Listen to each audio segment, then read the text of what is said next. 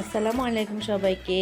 সবাইকে ঈদুল আজহার অনেক অনেক শুভেচ্ছা। ঈদ মোবারক। সবাই কেমন আছেন? আশা করি সবাই ভালো আছেন।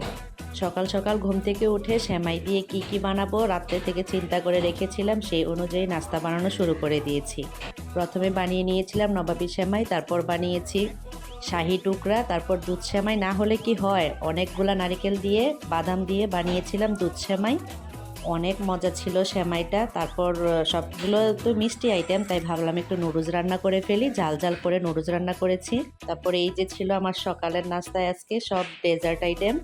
এদিকে আমাদের কুরবানির গরুকে গোসল দেওয়া হচ্ছিল। বাচ্চারা সবাই রেডি হয়ে বাইরে চলে গিয়েছিল। আব্বা নামাজ থেকে আসার পর সব বাচ্চারা আব্বাকে ধরলো সালামি দেওয়ার জন্য, সাথে আমিও চলে গেলাম। সুন্দর একটা সুতির ড্রেস পরে রেডি হয়ে নিলাম। এই ছিল আমার আজকে সালামি। তারপর হচ্ছে কুরবানি দেওয়ার জন্য গরুকে নিয়ে যাওয়া হচ্ছিল।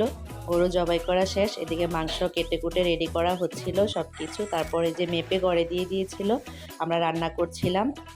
সব কিছু হাতে মাখিয়ে ভালো করে মাটির চুলায় আমি বসিয়ে দিয়েছিলাম। সবাই একটু পর পর এসে জিজ্ঞাসা করছিল মাংস হয়েছে কিনা।